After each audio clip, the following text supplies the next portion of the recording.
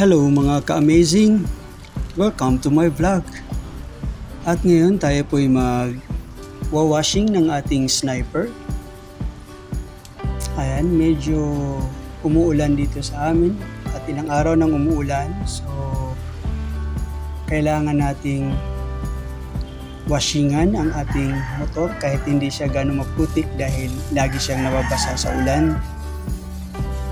At alam nyo naman na ang ulan ay malakas yung kanilang pH level. So, iwasan natin yun na matuyuan ng ulan ang ating mga motor dahil baka kalawangin. Okay, so, ayan.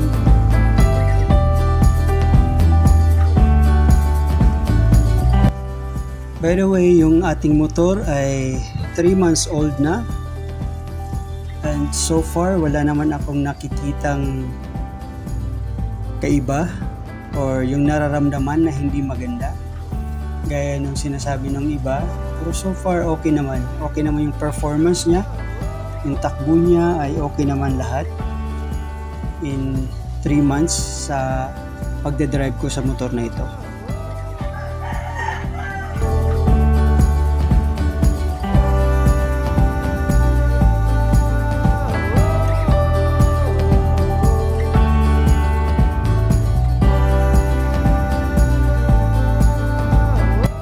Yan, ang gamit ko nito guys ay shampoo. Yan. Yan yung pang natin, pinakasabon pampabula natin. Yan, shampoo ang gamit natin. Yung iba naman, yung ginagamit nila is yung dishwashing liquid. Yan, pwede rin yun. Nasubukan ko rin yun, okay naman. Dishwashing liquid. Pero since mayroon naman kasing mga shampoo sa tindahan na hindi gaanong nabenta, so yun na lang ang ginagamit ko, yung shampoo na yun. At mabango pa yung ating sniper dahil shampoo ang gamit natin guys. Iwasan nyo lang gumamit ng mga matatapang na mga sabon or chemical para sa ating pagwawashing ng motor.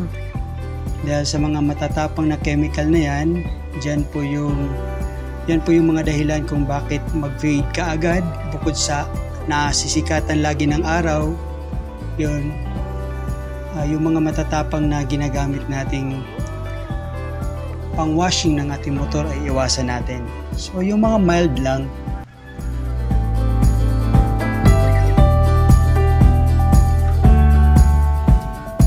Yan, kung napansin nyo, inuuna ko munang shampoohan yung mga glossy na materials ng ating motor.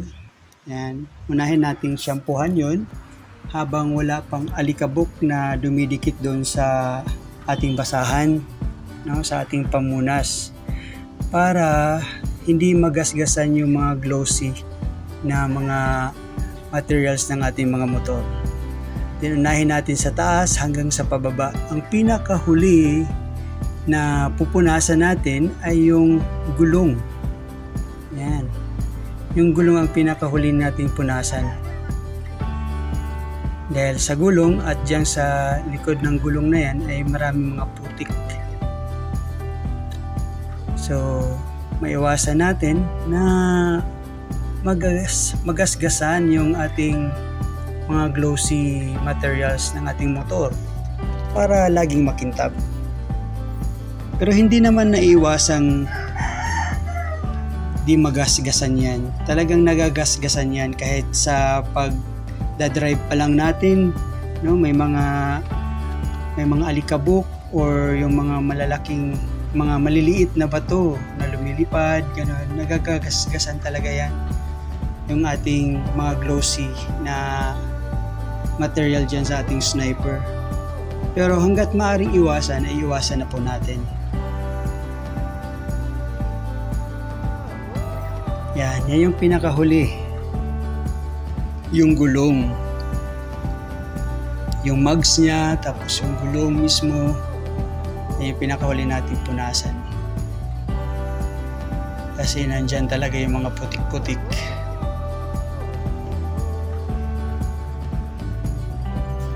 Oh, by the way guys, sa mga hindi pa nakasubscribe dyan, baka naman pakisupport po yung channel ko guys, at nawa ay makatulong kayo sa channel ko. Maraming salamat. Pindot na lang po yung subscribe button, then may bell button din dyan para ma-notify kayo sa mga upcoming videos ko, and please like na rin. Salamat ng marami. God bless.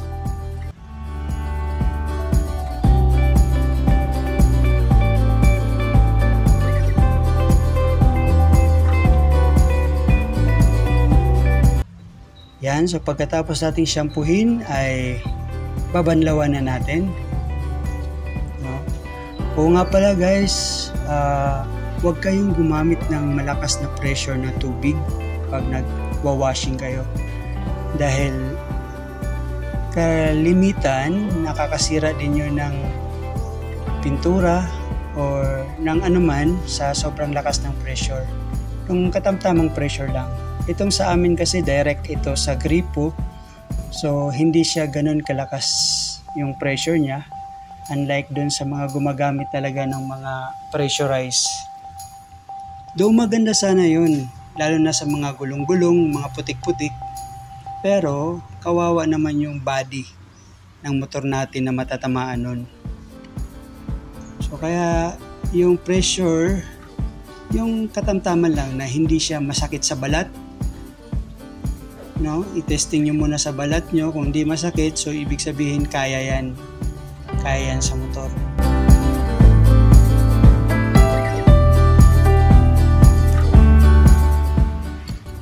So far, sa mga napanood yung video about sa akin na nag-aaral nitong sniper,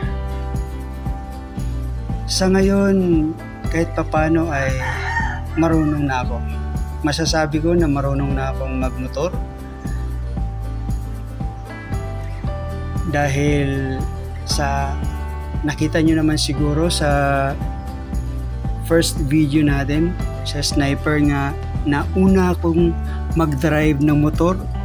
Zero knowledge ako sa motor, sa pagmumotor, pero wala palang imposible basta gusto mo, no? Samahan mo lang ng tiyaga, samahan mo lang ng tapang. Tapang lang talaga. Lalo na itong sniper, napakabigat nito na motor. Tapos ito pa yung first na motor na meron ako. Ang bigat nito, nasa 120 kilos ang bigat nito. Ilang beses na ako natumba nito. Natumba ako hindi sa nung nagda-drive. Natumba ako pag humihinto ako tapos nakakalimutan kong mag-stand. Bigla akong tumayo at lalabas. Wala pa palang stand. Kaya natutumba ako noon. So hindi pa ako nasanay mag-stand. Pero ngayon, sa awa ng Diyos ay okay naman. Nasasanay na ako. Ayan, pupunasan na natin yung ating sniper para matuyo. Punasan natin siya ng tuyong basahan, at yung basahan natin kailangan malinis, walang putik, at mas importante kung microfiber cloth ang ating basahan. Inuna natin kaninang punasan yung sa taas hanggang sa baba, no? Tapos wag niyong kalimutan na unahin niyo ring punasan ang mga glossy, no? Bago yung mga ibang part ng ating motor.